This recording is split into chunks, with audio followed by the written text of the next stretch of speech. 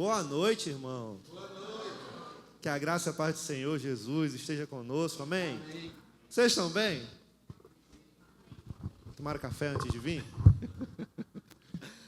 Irmãos, abra por gentileza a palavra do Senhor na carta de Paulo aos Filipenses. Estamos no capítulo 4, reta final, última mensagem dessa carta. E chegamos naquele momento, final de campeonato. Não quero usar essa analogia. Capítulo final de uma novela, cheia de enredo, as tramas agora sendo concluídas, a expectativa lá em cima. E está todo mundo querendo assistir a novela. Por quê? Porque quer saber o final.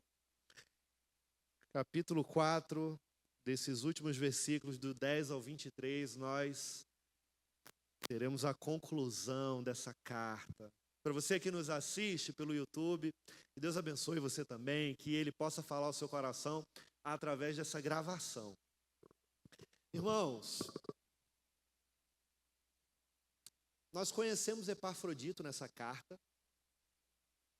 e agora ele, um irmão fiel lá da igreja de Filipos, ele parte para uma viagem, uma peregrinação longa, uma viagem que vai durar muitos dias, até chegar onde o apóstolo Paulo está.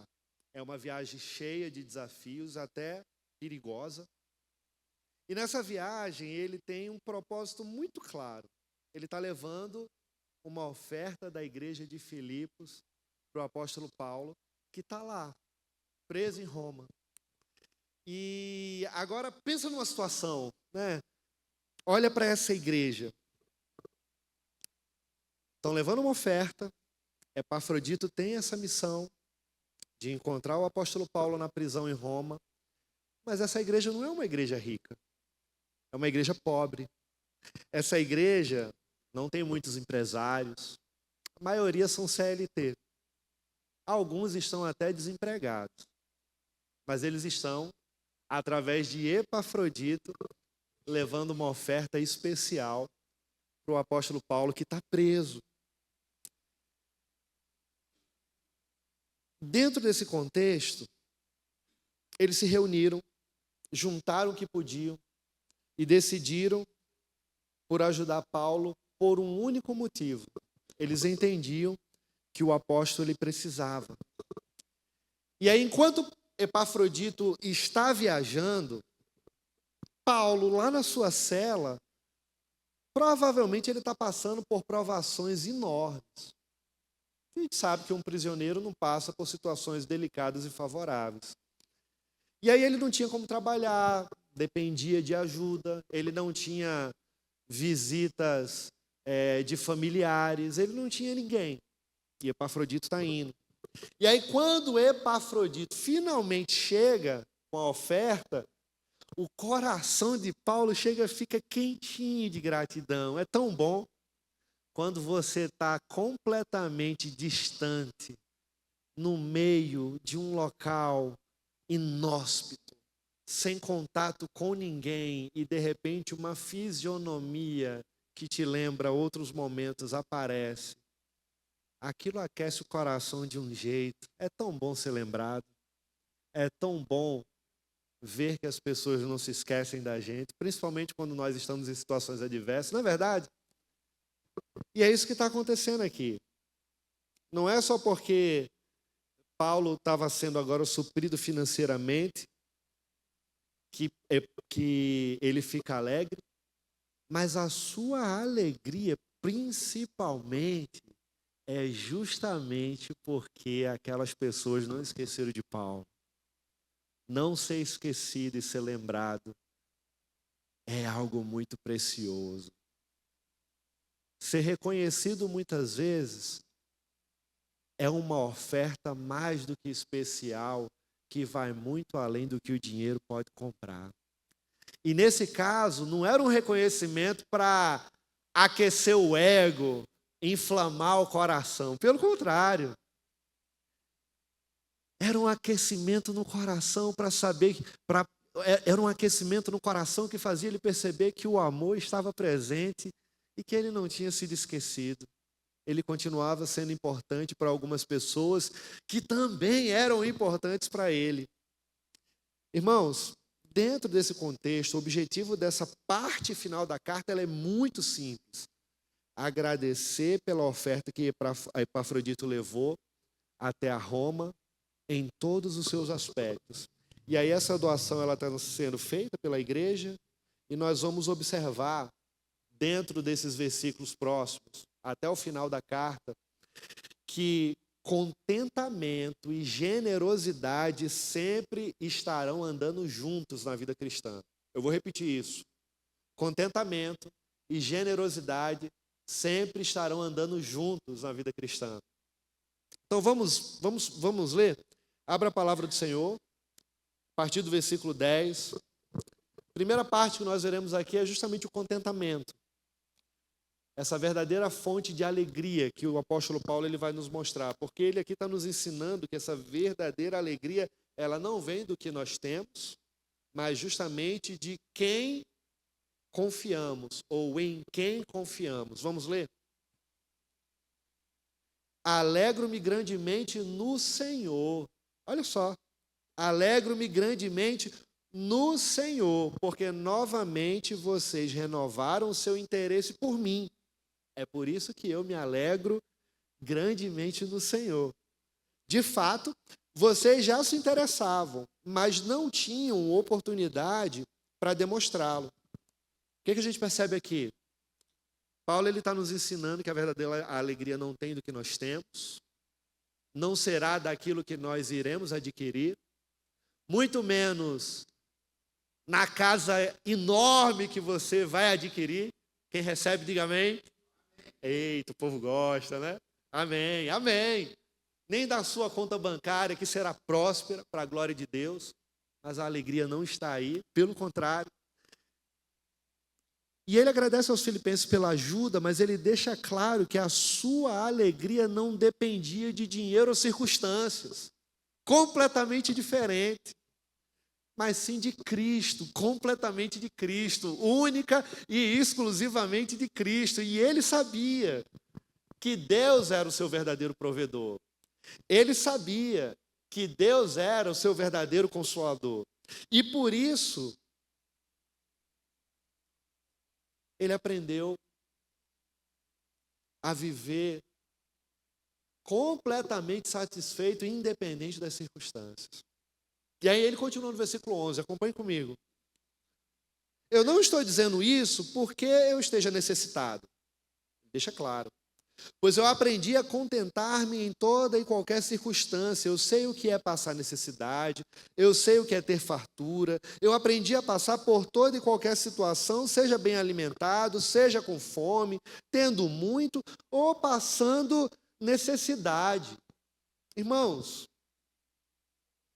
quando a gente olha para os estoicos, eles acreditavam que a felicidade vinha da independência total. Eu sou independente, eu adquiro a felicidade no meu modus operandi, do jeito que eu quero. A teologia do coach, ou o coach motivacional, ele mostra o ser humano no centro da atenção. Você nasceu para ser feliz. Corra atrás dos seus sonhos. E está certo. Você precisa buscar a felicidade. Você precisa correr atrás dos seus sonhos. Não tem nada de errado nisso. Mas o homem não pode estar no centro das coisas. E isso se chama antropocentrismo. A perspectiva cristã que nos faz olhar para as coisas, ela nos ensina acerca do teocentrismo, onde Deus está no centro de todas as coisas. É completamente diferente. E é essa perspectiva que Paulo tem ao olhar para a sua vida, para as adversidades, para as circunstâncias, e entender que, mesmo em tempo e fora de tempo, ele está contente no Senhor, porque Ele é o Senhor. Não pelo que Ele pode fazer, mas pelo que Ele é. E mesmo com a incerteza da liberdade, Paulo diz aqui no versículo 13, posso tudo naquele que me fortalece. Ele está querendo dizer, irmãos, aqui, que ele pode enfrentar qualquer situação porque Deus sustenta ele. E assim como uma máquina, ela precisa de energia para funcionar, Paulo aqui dependia exclusivamente de Cristo para continuar firme. Não importava a dificuldade, ele dependia de Cristo. Então deixa eu fazer uma pergunta para nós. Com base no que a gente acabou de ver. O que tem determinado a nossa alegria? O que tem determinado a nossa alegria? A gente vive numa correria, irmãos, a fim de desenvolver os nossos sonhos, alcançar as nossas metas. Muitos correndo atrás de objetos, coisas ou circunstâncias para adquirir a felicidade. E se as coisas dão certo, a gente sorri. Mas se algo sai do controle, tem gente que já entra dentro do modo frustração. Instagram manda muita coisa ruim, mas de vez em quando manda umas reflexões. Um camarada estava em cima do prédio, eu vi ontem esse vídeo. O camarada estava em cima do prédio, aí detectou uma batida. Um carro, um SUV na frente, o outro carro bateu atrás. O carro que estava na frente era um rapaz dirigindo. Ele saiu do carro. Ah, meu Deus, eu não acredito nisso. O descontrole total. Geração ou meninos. Pesquisa esse texto no YouTube, na internet, de Renato Vargas. Geração de homens que são meninos. E ele desesperado. Tem gente que sai do controle facilmente quando alguma frustração acontece. Mas Paulo aqui, ele está ensinando eu e você algo que é diferente, que vai na contramão disso tudo e que a gente precisa aplicar no nosso coração. Ele mostra para nós que o contentamento verdadeiro não depende do que eu e você temos ou do que está faltando. Porque às vezes a pessoa está olhando só porque está faltando, mas ele mostra para nós que o verdadeiro contentamento é de quem está conosco. E quem está comigo e com você? Jesus Cristo, o Rei dos Reis, Senhor dos Senhores. Ele morreu e ressuscitou, apareceu para os discípulos em Mateus 28 e disse o quê? Eu estarei com vocês todos os dias até o fim dos tempos. Nós não estamos só. Isso é um privilégio, irmãos. Nós não estamos sozinhos. Esse é o contentamento do apóstolo Paulo lá na prisão. E mesmo preso, sem garantias de um futuro, ele escreve no versículo 12: aprendi a estar satisfeito em toda e qualquer situação. Ou seja, eu não sei, talvez eu não saia nunca mais daqui, mas eu estou satisfeito, independente da situação. Porque eu sei que o meu Senhor está comigo. A prisão é temporária, as algemas vão findar, mas o evangelho está solto e ninguém pode parar, até rimou. E aí quando olhamos para Jesus, irmãos, entendemos isso de forma ainda mais profunda. Olha só, ele tinha tudo, mas ele abriu mão da glória para salvar eu e você. Filipenses 2 diz, porque embora sendo Deus, o ser igual a Deus foi algo que ele não escolheu se apegar, mas veio em uma condição de homem, se colocando em uma condição de servo, andando com pecadores, morrendo para pecadores, para que eu e você pudéssemos ter a vida eterna. Se a nossa alegria vem das coisas deste mundo, cedo ou tarde, eu e você seremos abalados. Não pode não. Mas quando a nossa alegria ela está em Cristo, pode ter certeza, nada irá nos abalar, porque não tirará de nós a alegria permanente, fiel, sustentável, enraizada nos nossos corações. Por quê? Porque Ele é suficiente. Ele é tudo. Ele é o que importa. Ele é a razão da nossa existência. Mas espera aí, então. Deixa eu fazer uma outra pergunta. Será que você está tentando ser forte sozinho? Tem gente que procura, né? Tentar fazer tudo na força do braço e sozinho, quer a ajuda de ninguém. Será que você está tentando ser forte só? A gente cresce ouvindo que precisa ser forte, aguentar firme, resolver as coisas sozinho. Mas no fundo, irmãos, nós sabemos o quanto isso desgasta. Isso vai desgastando, remoendo, corroendo. Tem uma hora que nenhum santo na terra aguenta, não tem como. Quantas vezes eu e você já tentamos carregar o peso sozinhos, até perceber que não ia dar conta? Quantas vezes? Começo parece que está indo tudo bem, mas depois, só a graça de Deus, a gente já não está aguentando mais, aí vem a frustração. E Paulo nos ensina que a verdadeira força não vem de nós, mas vem de Cristo. Ele não disse, eu consigo. Ele não falou isso. Mas no versículo 13, ele disse, posso tudo naquele que me fortalece. Ou seja, é Cristo, irmãos, que nos sustenta, é Cristo quem nos direciona, é Cristo quem nos dá força. Você não vai conseguir resolver nada sozinho, eu não vou. E essa aqui é a essência do Evangelho. Cristo, ele carregou o peso que eu e você jamais conseguiríamos suportar. E ele toma sobre si todo o nosso pecado, a nossa dor, a nossa fraqueza. E lá na cruz, ele fez o que nós nunca poderíamos fazer sozinhos.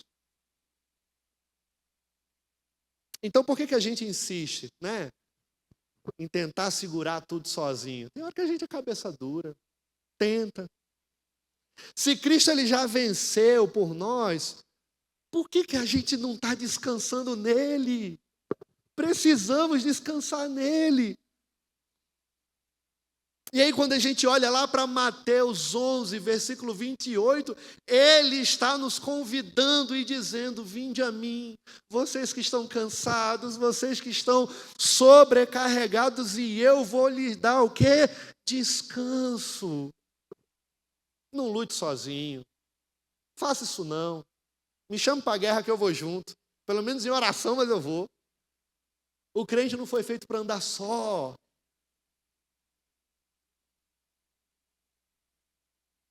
Quer ir rápido? Ande sozinho. Quer ir longe? Ande acompanhado. Deus é um Deus de relacionamento, irmãos. Deus não fez ninguém para andar só. Carreira solo não foi feita para ninguém. A gente aprendeu aqui a ter contentamento, porque a verdadeira fonte de alegria vem de Cristo. Mas aí agora nessa segunda divisão, nós vamos aprender sobre a generosidade. E olhando para essa generosidade, dos versículos 14 ao 19, nós vamos perceber que a generosidade ela é um reflexo, irmãos. Um reflexo justamente daquelas pessoas que confiam em Deus. Por isso que a igreja de Filipos ela não ajudava Paulo só com dinheiro. Tem gente que tem muito rico por aí, que faz muitas doações e acha que isso é o suficiente. Eu estou falando do rico porque a gente vê muitos atos de caridade sendo desenvolvidos nessa perspectiva de pessoas multimilionárias que doam alguma fração. Aí eu vou abrir até um parêntese agora. Muitas vezes é mais ou menos aquela história de Jesus falando do homem rico que dá uma oferta e a viuvinha que só tinha uma moedinha deu tudo do que tinha. A igreja de Filipos, ela não estava ajudando aqui só com dinheiro. Na série de mensagens sobre a adoração através dos recursos que tivemos aqui durante o mês todo, nós percebemos que ofertar é muito mais do que dinheiro. Eles não estão ajudando Paulo só com dinheiro, mas eles também estão ajudando Paulo com o quê? Com apoio emocional, com apoio espiritual. estando presente, se fazendo presente. Olha só o que diz o versículo 14, o apóstolo Paulo. Aí ele fala assim, né? Apesar disso, vocês fizeram bem em participar das minhas tribulações. Olha só, vocês fizeram bem. Poxa, vocês não sabem como isso foi importante para mim. Eu estava sozinho aqui. E vocês se fizeram presentes. Vocês não sabem a dimensão que isso foi para minha alma. Irmãos,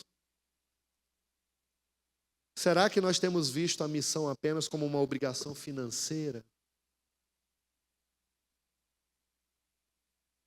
Será que nós estamos compreendendo a missão do Senhor apenas com os nossos recursos? Eu vou ofertar em missões. Ou a gente tem vivido uma verdadeira parceria, demonstrando amor, demonstrando cuidado, demonstrando que você se importa, estando presente, cuidando.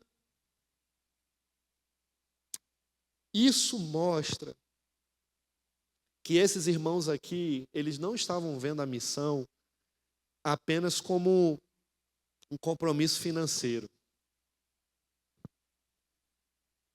mas como uma parceria real. A gente está junto, envolvendo amor e apoio. Lá no capítulo 1, ele está grato aos irmãos de Filipos.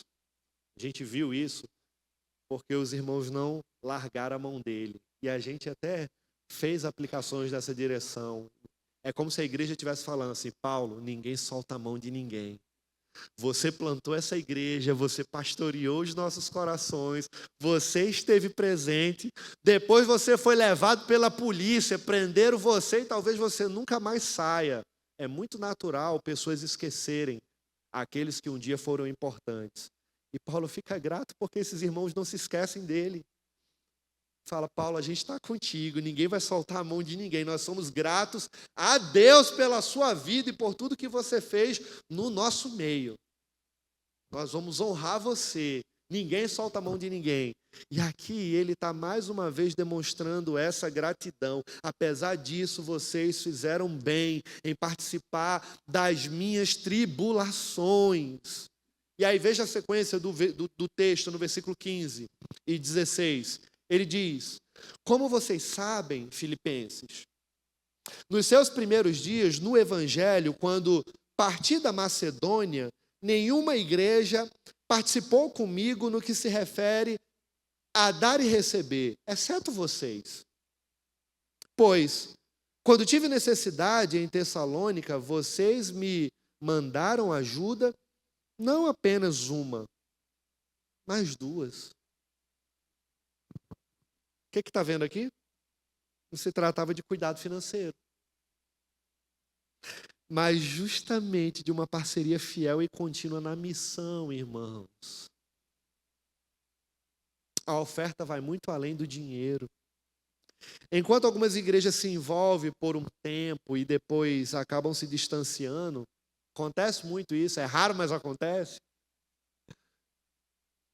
Aqui a gente vê que eles permanecem comprometidos porque eles entendiam que a missão não era algo passageiro, mas sim longo, uma responsabilidade constante, e era uma responsabilidade 100% relacionada à sua compreensão com relação ao Evangelho. E essa parceria era uma via de mão dupla. Parcerias são vias de mão dupla. Se não estiver acontecendo assim, tem alguma coisa errada, viu? A igreja investia com recursos materiais, mas ela recebia também em troca o quê? Crescimento espiritual. Ou seja, irmãos, cada um está abençoando com aquilo que Deus colocou nas suas mãos.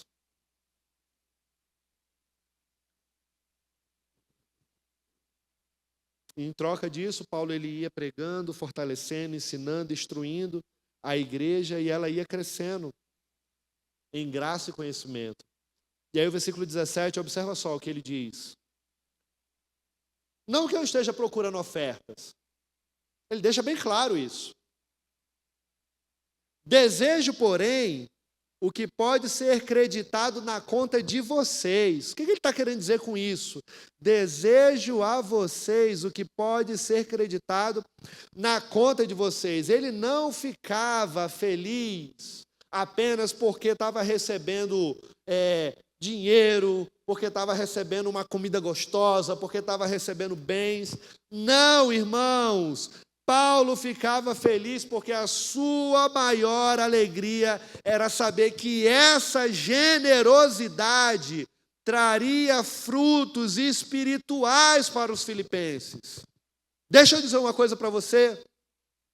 As suas atitudes físicas também geram frutos espirituais. Hoje de manhã na escola bíblica, a gente estudando o capítulo 2, o final do capítulo 2 de 1 Pedro, nós tratamos desse ponto acerca da transformação que o Senhor causa do lado de dentro, que nos permite ter atitudes do lado de fora.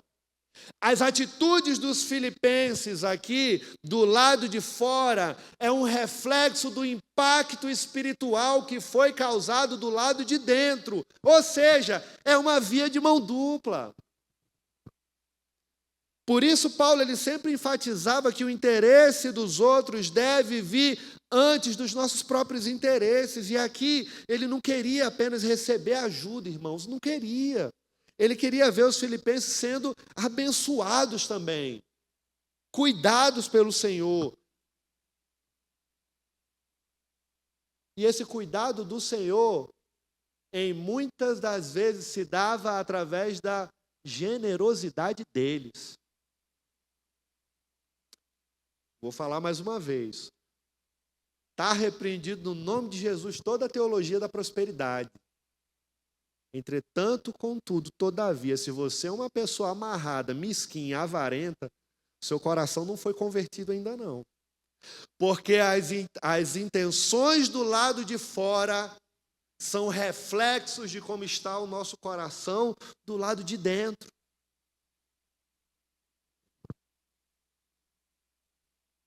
Para Paulo, irmãos, ofertar para missões é uma oferta de adoração. É como ele diz aqui no versículo 18, ó. Recebi tudo e o que tenho é mais do que suficiente. Estou amplamente suprido. Agora que recebi de Epafrodito os donativos que vocês me enviaram. São uma oferta de aroma suave, um sacrifício agradável a Deus. Sabe de uma coisa, irmãos? A igreja de Filipos aqui entendia isso e contribuía com alegria como um sacrifício agradável a Deus. Eles foram ensinados corretamente, eles entenderam os ensinamentos de Paulo e agora eles estavam praticando, demonstrando fé, demonstrando amor e demonstrando total dependência no Senhor. E Paulo via essa oferta não pelo valor material, ele não estava olhando. Até porque o que uma pessoa vai fazer com dinheiro na prisão? Ela está preso, não dá nem para ir no cinema, não dá nem para tomar um sorvete, não dá nem para comer uma crepioca, para quem gosta.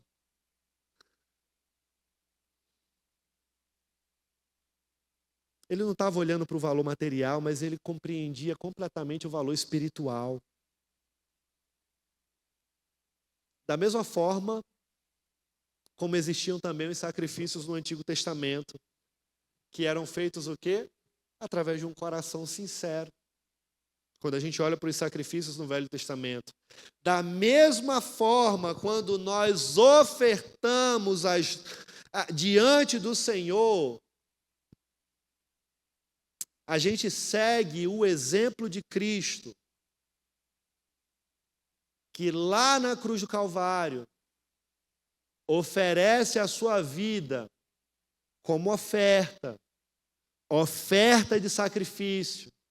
E através dessa oferta de sacrifício, Eu e você somos privilegiados.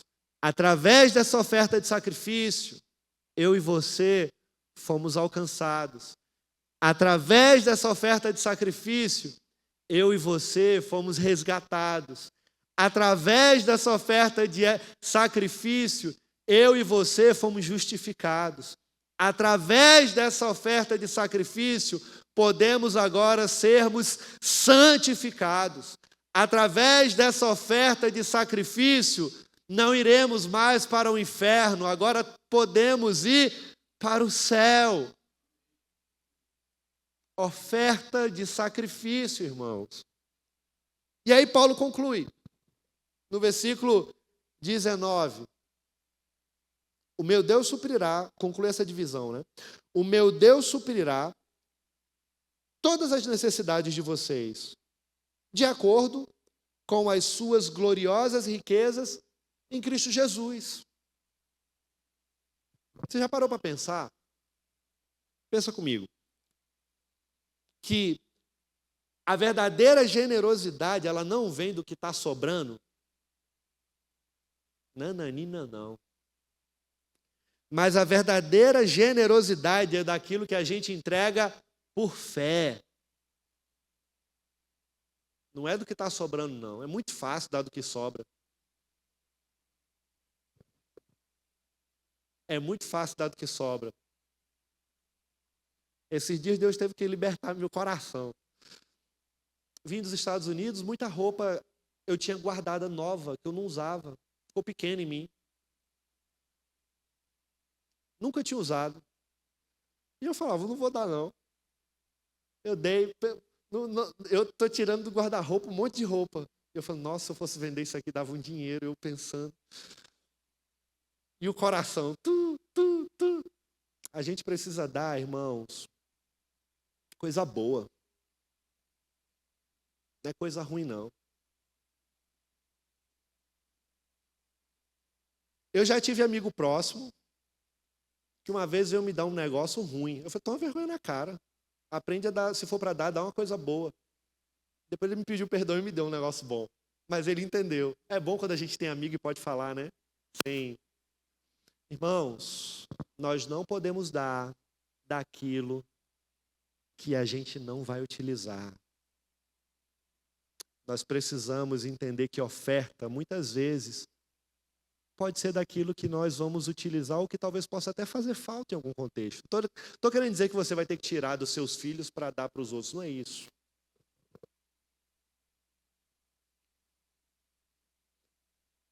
Mas o que Paulo está querendo nos ensinar aqui, irmãos, é que a verdadeira generosidade, ela não nasce da abundância. Ei! A verdadeira generosidade, ela não nasce da abundância. Fica esperando você ter muito dinheiro, fica esperando você ter as coisas para fazer alguma coisa. Você não vai fazer nada na vida. Não vai. Irmãos, na vida cristã, o nosso coração ele é testado, provado para ser aprovado. E dentro desse processo, o Senhor está só de butuca, olhando para mim e para você. A gente tem que fazer com o que a gente já tem. Porque se a gente não faz com o que a gente já tem, quando tiver mais, aí que não vai fazer mesmo. Por quê? Porque o Senhor conhece o meu e o seu coração. E muitas vezes você não tem aquilo que você pede, porque o coração está justamente nas motivações erradas. E o Senhor está ali, ó, moendo, até você entender, aprender, compreender e viver aquilo que Ele quer que você faça. Nós somos testados, provados para sermos aprovados. A verdadeira generosidade não nasce da abundância, mas nasce da fé. A fé é o firme fundamento das coisas que não se veem, mas se esperam no Senhor. Quem oferta com sacrifício, experimenta, irmãos, a provisão de Deus. Uma vez eu fui inventar de falar isso, Senhor, eu quero experimentar isso na prática. Desempregado, só tinha R$2.000 na conta. Tem hora que a gente tem um negócio de maluco. Eu falei, eu quero experimentar. Estou eu num culto e aquele negócio, oferta que você tem. Eu falei, tá ficando doido, isso é Satanás. Satanás, eu te repreendo em nome de Jesus. Está amarrado. Meu Deus é um Deus que abençoa. Vai ficar, não, está errado isso. Senhor, eu te repreendo aqui. Senhor, eu te repreendo, não. Troquei tudo agora. Satanás, eu te repreendo. Troquei, foi tudo agora. Resumo da história, irmãos. Eu acabei ofertando aquele dinheiro. Posso falar um negócio para vocês? Na hora eu me achei maluco. Eu falei, rapaz, todo. Eu fui a pé para casa. Não tinha carro na época, eu fui a pé. Andei acho que uns 5 quilômetros até chegar em casa. Que 5? Foi muito mais. Andei acho que 1 hora e pouca. Muito mais. Eu falei, Senhor, tá bom. Me ensine. Fui para cá. Eu cheguei em casa tranquilo. Foi só na hora. Fiquei em paz. Depois, porra, é maluco. Uma pessoa precisava de um computador e eu tinha um computador que eu utilizava para trabalho. E aquele negócio, dá esse computador para essa pessoa que ela precisa. Eu fiquei. Se fosse numa Assembleia de Deus, o assembleano falava, o Espírito Santo de Deus falou. Mas, geralmente, os presbiterianos, os congregacionais são meio parecidos. Então, eu tenho que dizer, eu senti um negócio aqui dentro. Né? Foi um negócio aqui dentro. E aquele negócio me inquietando. Dá o computador. Eu falei, não dou. Dá, não dou. Eu falei, eu já dei R$2.000. Eu já estou... Bora. Dei de presente. E fiquei em paz do Senhor. Eu aprendi uma lição ali. O Espírito Santo de Deus ministrou o meu coração, me dizendo assim, filho, o verdadeiro significado de uma oferta de sacrifício não é aquilo que você tem sobrando, mas é o que pode te fazer falta. Quando você olha para as Escrituras no Velho Testamento, em diversos momentos, ofertas de sacrifício sendo oferecidas, bois cevados sendo apresentados, era uma demonstração pública daquilo que eles estavam do lado de dentro, desejando diante de mim. Eu entendi, falei, tá bom. E tá bom, não fiquei esperando nada não. E se ele não acontecesse nada, amém. Porque a gente faz as coisas, não é porque Deus ele tem obrigação de dar, irmãos, que não tem. Entretanto, contudo, todavia, por graça e misericórdia, quando nós somos testados, provados e aprovados por Ele, Ele também abençoa. Dentro desse contexto, ganhei um notebook de presente. Ganhei até um carro, irmãos, de presente. Mas também quando eu fui para os Estados Unidos, eu dei um carro de presente. É assim. O reino de Deus é assim. Voltando para cá, porque as minhas histórias não é o mais importante, fique claro isso, o texto é o mais importante. Confiar na provisão de Deus em tempos difíceis nem sempre é fácil, isso é verdade, mas é necessário. Os irmãos de Filipos não estavam dando do que sobrava.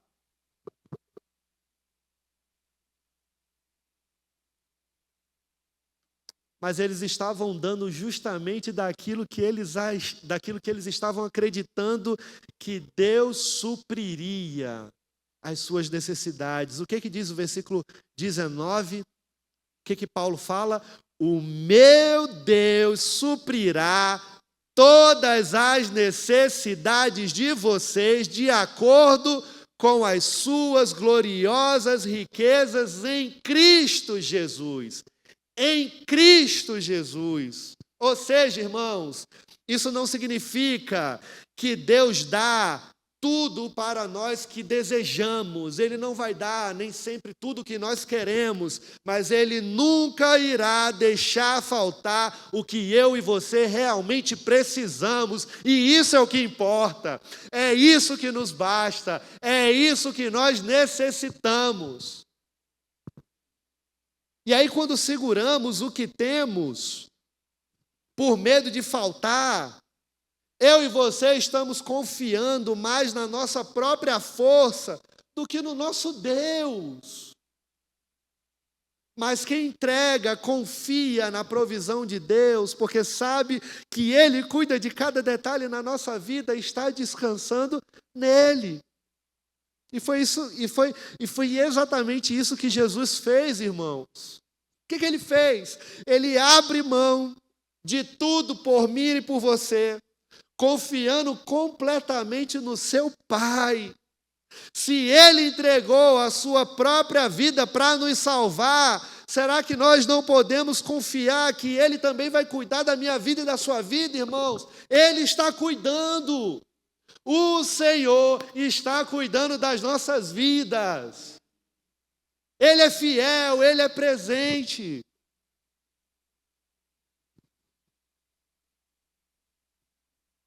Não esqueça que ofertar é uma expressão de amor. Amor, amor. Falamos tanto essa palavra nos últimos tempos, amor, amor. Mas em muitos aspectos parece que ela não tem a profundidade que a sua real raiz e significado de fato implica. Quando nós amamos, queremos expressar esse amor não só com palavras, mas também com atitudes. Fazemos questão de demonstrar carinho, de cuidar, de estar presente, irmãos. E foi justamente isso que a igreja de Filipe estava fazendo com Paulo aqui. Eles não apenas enviaram dinheiro através de Epafrodito, mas mostraram também daquela oferta que ele também estava sendo cuidado porque eles se importavam com ele. E é assim com Deus também. É assim com Deus também. A nossa generosidade não é sobre valores, mas sobre o amor que carregamos no coração. E quem ama, oferta. Porque o amor verdadeiro se expressa justamente, irmãos, na entrega. Amar não é um sentimento, amar é uma escolha. 1 Coríntios 13, o amor tudo sofre, o amor tudo crê, o amor tudo espera, o amor tudo suporta. Não está falando de sentimento, está falando de atitudes. E quando ofertamos para a obra dele em amor, nós estamos dizendo assim: Senhor, a minha vida, os meus recursos pertencem a ti. Não é porque ele precisa do nosso dinheiro, não. Deus não precisa do nosso dinheiro porque ele é dono do ouro e da prata. Mas, irmãos, ele precisa do dinheiro porque ele deseja também o nosso coração. E através do dinheiro, ele também está sondando, analisando, testando, provando e aprovando os nossos corações.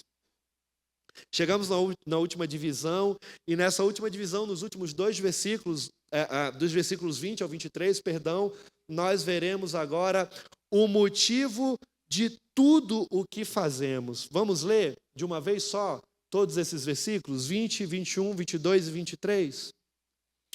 A nosso Deus e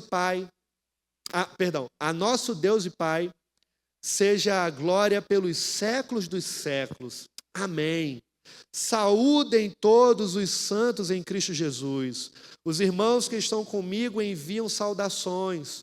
Todos os santos enviam saudações, especialmente os da casa de César.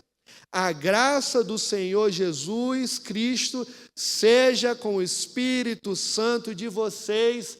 Amém. O que está acontecendo aqui? Muita informação. Para Paulo, a fé não é só teoria. Para Paulo, irmãos, a fé era algo que ele estava vivendo todos os dias, em tempo, em fora de tempo, e ele não estava querendo fama, dinheiro, reconhecimento, longe disso. Momento algum, ele está na prisão, ele não está preocupado com reconhecimento nenhum nos holofotes, porque o seu objetivo constantemente aqui era glorificar a Deus em tudo que ele estava fazendo, inclusive na sua prisão. E no final dessa carta aqui, ele mostra que até dentro da casa de César, que é mencionado aqui, um lugar completamente cheio de injustiça, idolatria. Pessoas estavam sendo alcançadas pelo Evangelho, nos locais mais improváveis, mesmo ele estando preso. O Evangelho solto estava causando transformação, revitalização, restauração, salvação, e ele está feliz por isso. Mesmo preso, ele continua falando de Jesus. E transformou, irmãos, aquele lugar, a prisão, as correntes que o prendia, num campo missionário. Ah, Ed, eu nunca vou para um campo missionário. Sei, não tenho não esse perfil não de ir para o campo missionário. Irmão, ele está preso aqui. Está preso. Está preso.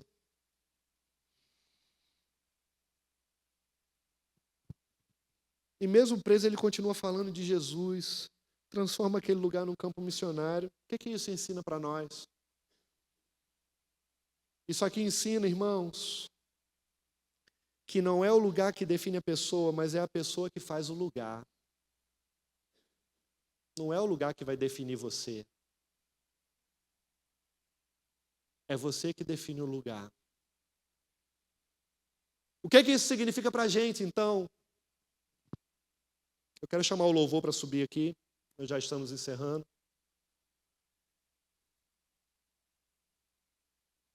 Muitas vezes a gente espera uma situação muito boa, uma situação melhor para servir a Deus. Não, está difícil agora. Quando as coisas melhorarem, eu vou servir ao Senhor. E Paulo nos mostra que as oportunidades elas já estão ao nosso redor. Ah, eu não vou... Nunca vou para um campo missionário. O campo missionário é onde você está, meu irmão. No seu trabalho, na sua casa. Às vezes na sua família. Pessoas que ainda não conheceram o Evangelho. Você viveu o Evangelho. Você viveu o Evangelho. Dentro da sua casa. Para aqueles que talvez ainda não foram alcançados. O importante não é onde nós estamos, mas como usamos cada chance para glorificar a Deus. E aí Paulo termina a sua carta lembrando de algo muito importante. Muito importante. Tudo que somos, tudo que temos é para a glória de Deus. E aí ele escreve no versículo 20: ao nosso Deus e Pai seja a glória para todos sempre. Ele não vivia para buscar reconhecimento, sucesso, mas para que Deus fosse exaltado em tudo, irmãos. Isso nos faz pensar, sabe o quê? Será que eu estou vivendo assim também? Será que eu estou vivendo igual a Paulo? Será que tudo que eu estou fazendo é para a glória de Deus? Ou é para a minha glória? E aí muitas vezes a gente pede bênçãos a Deus, portas abertas, vitórias. Mas quando a gente consegue o que quer, a gente acaba se esquecendo de Deus. É por isso que muitas vezes Ele não nos abençoa. E Ele tem prazer em abençoar. Mas o coração está fora do lugar. E o Senhor está nos testando, provando e desejando nos aprovar. Mas a gente fica sendo reprovado o tempo todo. Parece que nunca sai da 5ª série. No final da carta, irmãos, Paulo ele também manda saudações e menciona até pessoas que trabalhavam na casa de César, que foram alcançados pelo Evangelho. O que isso mostra para nós aqui? Isso mostra o Evangelho se espalhando, viralizando, alcançando as pessoas ao nosso redor, independente de onde nós estamos. Quando eu voltei dos Estados Unidos, eu fui direto para uma favela. O povo brincava comigo. Ô missionário da Disney, agora vai para a favela. Cansou de evangelizar o Mickey? Os amigos próximos, piadinha, brincadeira. Mas da mesma forma que eu estava lá, todos os anos que eu passei lá, é com a mesma intenção, motivação e desejo que eu preciso também pregar dentro de uma comunidade. E passei 2 anos dentro de uma favela em João Pessoa, irmãos. E a mesma intensidade que foi lá tinha que ser na comunidade também. Fui para Brasília, a mesma motivação, trabalhando com revitalização de igreja. Nesse exato momento, estou em Caruaru, é com a mesma motivação, independente do local.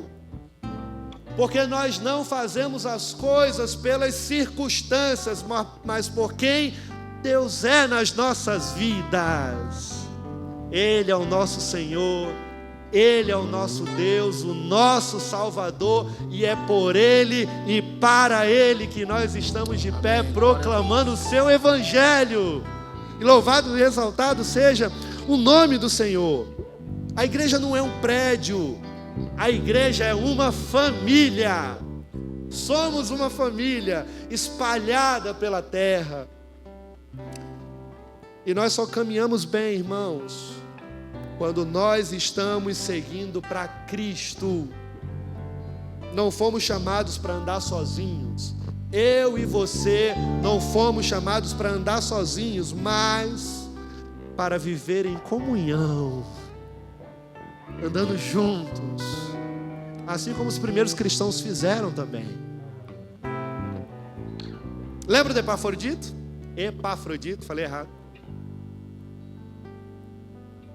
Ele entrega a oferta para Paulo na prisão, deve ter comido com ele, deve ter tido aquele seu momento de visita carcerária. Depois de muito tempo, Paulo não recebendo ninguém, todo mundo recebendo os visitantes, as mães indo levar comida para os filhos presos, algumas esposas indo visitar o marido na prisão com comida, alguns filhos talvez visitando seus pais, e Paulo estava sozinho lá, não tinha ninguém. De repente Epafrodito chega, traz oferta, traz alguns presentes dos irmãos. Aquilo aquece o coração de Paulo. Mas aí agora Epafrodito ele está voltando para Filipos. E aí ele está voltando, levando consigo a carta que Paulo escreveu lá na prisão. Está levando a carta. E a igreja do Senhor lá em Filipos está aguardando Epafrodito voltar. E eu ouvi que Paulo estava alegre mesmo na prisão. Os irmãos já lendo a carta, eles entenderam que a alegria de Paulo não dependia do que ele tinha, do que ele faltava. Imagina agora os irmãos recebendo um feedback, porque na prática do evangelho eles já ofertavam, já se faziam presente. Lembra que eu falei que é uma via de mão dupla? E aí nessa via de mão dupla eles estão lendo a carta agora de Paulo e eles estão entendendo, puxa, louvado seja o nome do Senhor, nós estamos fazendo o que é certo, somos presentes, ofertamos, oramos, não abandonamos os servos de Deus, mas nós estamos aprendendo também através da pregação desse pastor, que o mais importante é a presença do Senhor, independente das ofertas. E ao ouvirem que Deus haveria de suprir todas as necessidades dele, eles entenderam que quando nós confiamos no Senhor, vivemos com generosidade, irmãos. Ele cuida de nós. Que eu e você possamos, no nome de Jesus, viver com essa certeza, que o apóstolo Paulo fala no versículo 19: o meu Deus suprirá todas as necessidades de vocês de acordo com as suas gloriosas riquezas em Cristo Jesus. Amém. Que o Senhor possa aplicar essa mensagem aos nossos corações. E aproveitando o momento, não tivemos um momento de ofertório antes, teremos agora, através dessa canção que será ministrada. Se assim você o desejar, faça. Eu quero pedir ajuda, a colaboração dos diáconos nesse momento de ofertório, para poder auxiliar. Se assim o Senhor tocar o seu coração, oferte em adoração ao Senhor. Em adoração. Se precisar de envelope, temos envelope. Tem o QR Code também, se assim você quiser fazer o Pix, atrás dos bancos. E que Deus possa aplicar essa mensagem aos nossos corações. No nome de Jesus. Amém. Quero minha vida a Te entregar como oferta viva em Teu altar. Vamos cantar juntos? Venho, Senhor, minha vida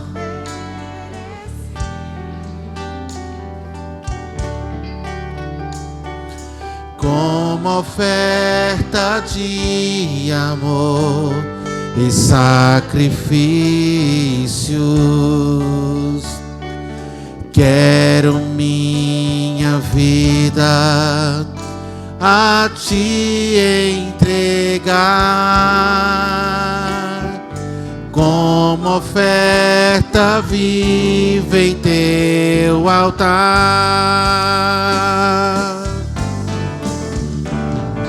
Pois pra Te adorar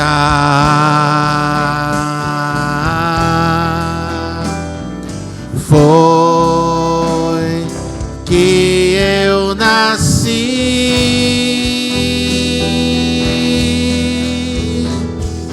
Cumpra em mim o Teu querer. Faça o que está em Teu coração.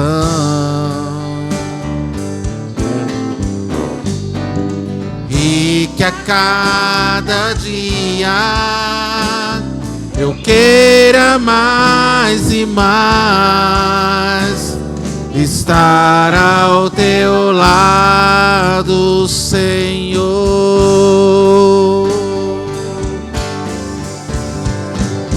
Pois pra Te adorar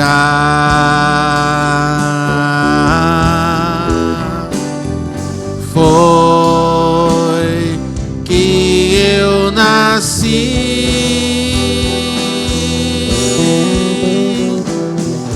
Cumpra em mim o Teu querer. Faça o que está em Teu coração.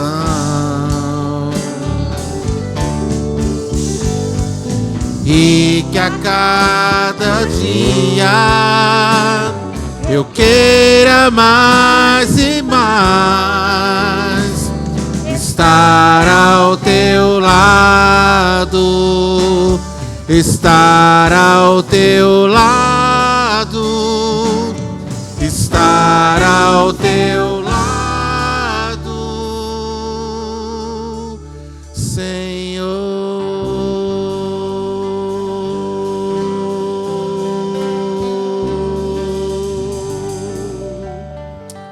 Amém.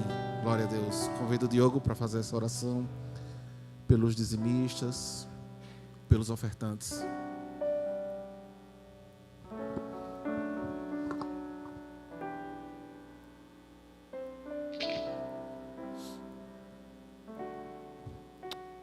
Graças a Deus, irmãos, vamos orar. Pai querido, Deus de amor, obrigado por esta noite, obrigado pela palavra que foi ministrada em nossos corações, ó Deus, que possamos sair daqui renovados pelo Teu amor, pelo Teu Espírito. Obrigado, Senhor Deus, por esses dízimos e ofertas aqui depositados, ó Pai, para o mantimento da Tua obra, que seja utilizado com sabedoria, Senhor Deus, para o crescimento do Teu reino, ó Deus. Obrigado pela vida de cada irmão que esteve aqui presente, por tudo que foi feito aqui esta noite, ó Deus. Foi para a honra e glória do Teu nome, ó Pai. Amém. Em nome de Jesus, amém.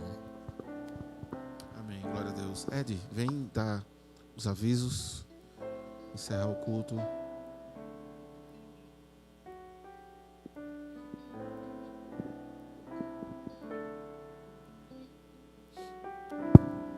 Irmãos, alguns avisos antes de encerrarmos o culto. Todas as quarta-feiras temos culto de oração, tem sido uma bênção. Se você puder vir, venha, tire um momento no meio da semana para estarmos juntos orando ao Senhor. Momentos preciosos aqui, Além disso, ainda também temos um momento de comunhão, depois um coffee break. Esses dias me falaram, mas por que coffee break se é à noite? É porque é o nome, irmão, intervalo para o café. Muito precioso, venha, o Senhor tem nos abençoado nesse momento de oração, tá certo? Escola Bíblica, às 9h30, todos os domingos, estamos estudando a carta de 1 Pedro, está sendo uma bênção. Se você vier, será bem-vindo. Culto solene, começa às 19 horas, no domingo. Se você deseja atendimento pastoral, se você quer conversar, procure o secretário Mateus através desse telefone e marque um horário e assim você será atendido. Vamos lá. Camp Sinai. A gente já tem uma arte nova, semana que vem ela vai ser postada aqui. Já está no Instagram da igreja, dá uma olhada lá. E uma notícia que eu posso dar para vocês o acampamento é em abril, mas nós temos apenas 50% das vagas, porque 50% já foram preenchidas, são vagas limitadas, então corra, tá certo? Vai ser uma bênção. O pregador do acampamento será o reverendo Ezi, homem de Deus, você vai gostar de conhecer ele. E mais para frente eu trago mais detalhes, tá bom? Aguarde. Ei, esse negócio tá bom, viu? Foi postado hoje no Instagram, mas já tem 50% das vagas preenchidas, então corra, viu? Senão não vai dar tempo não. Irmãos, escola de pregadores. Se você deseja aprender mais da palavra de Deus, quer estudar, quer aprender como pregar, como preparar um sermão, preparar um estudo, preparar uma devocional, esteja com a gente, vamos aprender juntos. Se você quer desenvolver sua retórica, sua postura, falar em público, tudo isso também estará dentro do contexto. A pregação, ela passa por algumas camadas que são fundamentais para a comunicação. São 4, por assim dizer. Comunicação, conteúdo, entrega do conteúdo e aplicação do conteúdo. Nós vamos estudar isso. Isso é extremamente prático para a aplicatibilidade, da nossa vida, com relação a tudo que a gente faz. Não pense que apenas o que nós iremos estudar trará resultados apenas para a pregação. Pelo contrário, pode ser aplicado em muitas outras áreas da vida. Vamos partir dessa escola de pregadores, mas através dela é um pontapé inicial, uma janela que está sendo aberta, onde nós começaremos mais à frente ter também uma escola de líderes, treinamento de pessoas, desenvolvimento daqueles que gostam de servir, que querem servir. E deixa eu falar uma coisa muito importante, eu preciso falar isso. A igreja do Senhor é um celeiro de diamantes que precisam ser lapidados, instruídos, incentivados, encorajados, não só para servir na igreja. Deixa eu falar um negócio para vocês. O propósito mais importante não é servir na igreja. O propósito mais importante é nós crescermos para a glória de Deus, para vivermos melhor para a glória de Deus. E, consequentemente, a gente acaba servindo também na igreja. Amém? Amém. Se prepare, vai ser uma bênção. A partir de março, nós teremos... Março? Eu falei março? A partir de março, nós teremos a escola de pregadores. Nós estamos decidindo o dia, provavelmente será de 15 em 15 dias, na terça-feira à noite. Tá certo? Deus abençoe. Estrogonofe de frango, mais suco ou refri. Eu já falei que isso aqui tá barato, viu? Mas tá bom. Aproveita. Aproveita que a inflação não chegou aqui. Glória a Deus. A inflação lá fora tá complicada. Se a fruta tiver cara, troque por outra. Aqui não. Tá barato. Vamos aproveitar. Glória a Deus por isso. Coxinha e suco, ou refrigerante, ou estrogonofe de frango. Irmãos, tem mais algum aviso? Ok? Obrigado, Iago. Irmãos, pastor Maurílio, por favor, nós vamos agora orar. Verdade. Enquanto o pastor Maurílio vem, obrigado. Até eu esqueci. Eu falo tanto disso e eu esqueci, tá vendo? Pode vir, pastor, já vem. Quem está visitando a gente pela primeira vez, levanta a mão. Eu sei que vocês estão porque eu perguntei vocês no início. Tudo bom? Bem-vindas, tá? Deus abençoe vocês. Olha, eu quero que vocês que são dessa igreja falem com elas no final, perguntem o nome, desejem boas-vindas, pegue o telefone, troque, chame para tomar um café. Quem mais está visitando? Aqui. Deus abençoe, meu irmão. Seja bem-vindo em nome de Jesus, que vocês possam retornar mais vezes. Sintam-se em casa, tá bom? Amém. Pastor. A todos, uma semana de bênçãos na presença do Senhor. Estejamos orando uns pelos outros. Isso é muito importante. Não esqueça disso. Vamos nos colocar em pé e vamos cantar a bênção apostólica. Que a graça do Senhor Jesus Cristo e o amor de Deus, a comunhão do Espírito Santo seja com todos nós.